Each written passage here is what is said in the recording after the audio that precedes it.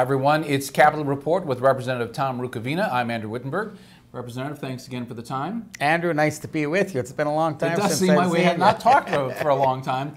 You know, a lot of your time here at the legislature has been spent as the chair of the Higher Education Workforce Development Committee in the Minnesota House.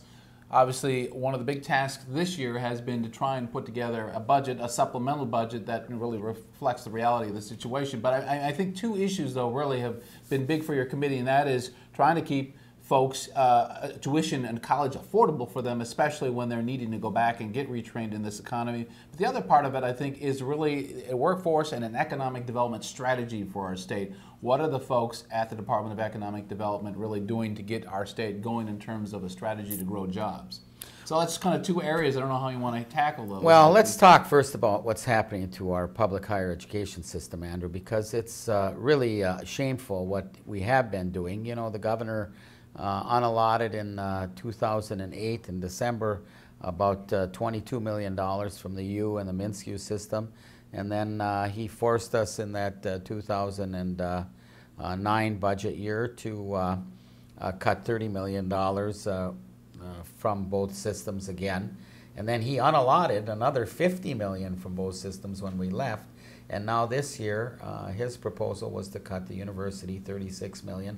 And the MNSCU system, the Bemidji's, the Mankato's, the St. Paul and Minneapolis Community and Technical Colleges by $10.6 million. We did that. I didn't like doing it. I didn't vote for my own bill because I'm tired of the cuts, because, you know, cut eventually means that you're doing nothing. And, you know, one of the really disturbing parts, Andrew, of the governor's budget that he didn't talk about was this $43 million hole that's sitting in the Minnesota State Grant Program. We have, I think, the fourth best state grant program in the United States of America for our Minnesota residents when they need financial help to go to higher education. Obviously, I mean, the point is tuition is growing so much that you need the grants to supplement. Right, but the point being that because of what's happened with the economy and the layoffs, we had so many people qualify for our state grant program last year that in 1 year of the biennium, we used $43 million more than we had projected. Never been a situation like this, and never in the history of the state of Minnesota have we ever had the grant program get cut. And we are not supplementing this year. And I've tried. We have a bill moving through right now where Representative Hilty, God bless him, is putting a little surcharge on mutual when you get a mutual fund fee, Mm-hmm. And so we're going to try to use that if it gets passed, $23 million to plug at least half of that hole. And otherwise, we're going to have, like, there's 93,000 I think students right now going to private and public schools in Minnesota that are getting money from the state grant program. And 12,000 of them might fall completely off because under current law, when you get a hole like $43 million hole we have, they prorate it over at the Office of Higher Education. They just automatically start cutting everybody's grant. And what's going to end up happening is 12,000 students are going to fall completely off and get nothing. And the other 80,000 are going to get their grants reduced anywhere from, if they're a university student, maybe with a middle $70,000 family income, they're going to see $800–900 taken away from them. We really have to address this. The tuitions are skyrocketing, and the state grant program isn't keeping up.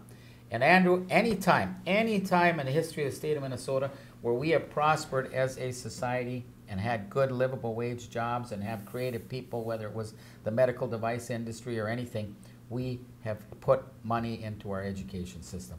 We can't afford not to do that. People call it, I mean, it's really the seed corn of the future. I mean, if you're not planning for the future, you're not investing in that, then you're really not going to have the results in the end.